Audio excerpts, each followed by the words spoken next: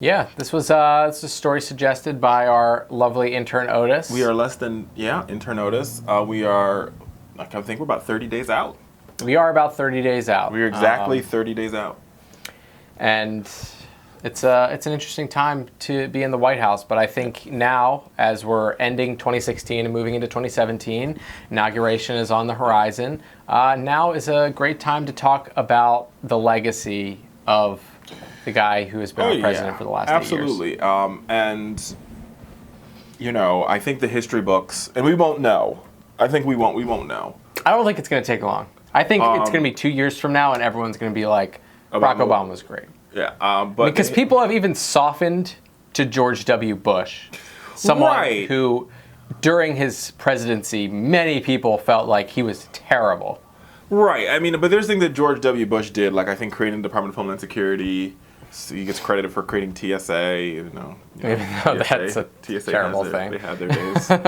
But I think this president, here's the thing. Sadly, this presidency was viewed by, and people look and say, Richard, you're playing the race card, whatever, screw you people. Right, he was viewed in the prism of being black on top of being the president. Both by the black community and I think by the larger community. And I think if Obama was, if you take the color out of it, he is probably one of the most effective presidents in American history. And I think you could look on a number of fronts. So let's talk about the economy first, which is where I think the history books are going to give Barack Obama a great roaring applause. You can't repeal the economy. No, you can't. Those are just numbers. Now, the first argument people make against him is like, people have left the labor market, or they're no longer participating in the labor market. And to some extent, yes, there is some truth. People aren't participating in the labor market. But what we've also seen under President Obama is this spur of entrepreneurship. I was looking at a statistic recently about the largest hotel chain in the world, which is the Wyndham. If you didn't know that. I had no idea. But the Wyndham is the largest hotel chain in the world, one of the largest hotel chains in the world. Their annual profit is $7 billion a year. It's a healthy profit. Airbnb was created during Obama's time as president. They're not a hotel, but they engage in the business of lodging. And it was created by entrepreneurs. Mm-hmm. And Airbnb's profit is $20 billion a year. That's relevant. That is very relevant. So, yes, people left the labor market, but at the same time, entrepreneurship was through the roof. More people became entrepreneurs under Barack Obama. That's right. No, 100%. And very successful entrepreneurs, I would argue. No, yeah, you're totally right. And I think the book. I think so President Obama was basically faced with a mess. Yeah, 14% unemployment rate. An economy, a housing crisis that was unbearable, and had nothing to do with him. He just was like, great. And here's the thing. Here's the truth. The housing crisis, to some extent, can be blamed partially on Bush, but I think, to be honest, some of that blame, and Democrats are going to go crazy, but Bill Clinton should be given some responsibility because him, along with Republicans, repealed Glass-Steagall, which is which was a law that separated mortgages from the market. They were two separate entities, and Glass-Steagall allowed them to merge. And with them merging, you created an entire subprime market. You created these subprime mortgages. You created people selling mortgages over the phone. Exactly. Under the Bush administration, I used to sell mortgages over the phone.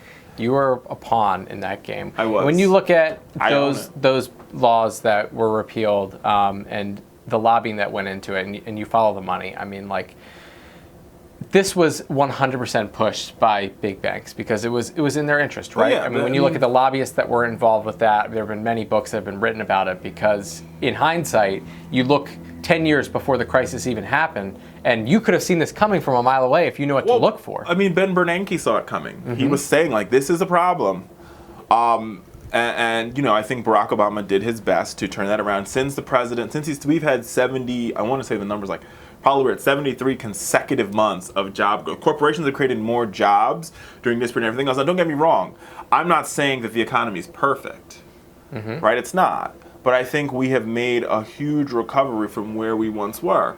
And then I think to add to his legacy, when it comes to when it comes to the economy, you have Dodd-Frank, which allowed for more fiscal regulations on banks, which everybody agreed on. You have the credit card bill of rights, which people don't even think about, or they don't even credit Obama with that. Right. But under Barack Obama, before Barack Obama came in, your credit card company could change the dates of your due date every month, and they would do it to force you to pay late fees. Mm-hmm. Right? Or they would never tell you how much you needed to pay it off, or they would change your interest without notifying you. Right. Now when you look at your credit card bill, you'll see a variety of information that you may not realize it, but wasn't there before. No, absolutely. Right? They'll say in big numbers at the top, if you only pay the minimum payment, you're going to end up paying, like 400% more than your principal. Exactly. And they cannot change your due dates. Yep. And on top of that, under President Obama, the Justice Department went after all of these banks, including Bank of America, for their crazy overdraft policies.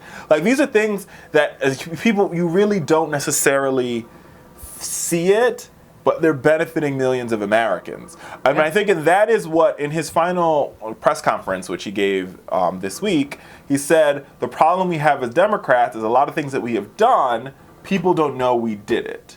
And that's where I think, this is the one place where I think this president failed, where Bill Clinton was good at selling, like when he gave free lunch to kids, like when it was free school lunch, like he made that like a big deal. Everyone's going to know that I did. Well, the Obama administration did not sell a lot of their victories to the American people. So some people don't even know that they're benefiting from Barack Obama's work. Case in point, the case in point I always use, Kentucky Connect. So to all those people who are in Kentucky, who are finally who there's now like a hospital or a clinic in your county, that has everything to do with the Affordable Care Act. But it's not called Obamacare, so you don't think it is. Right. Or to all those seniors who can finally afford their prescription drugs, it has everything to do with Barack Obama and the Affordable Care Act.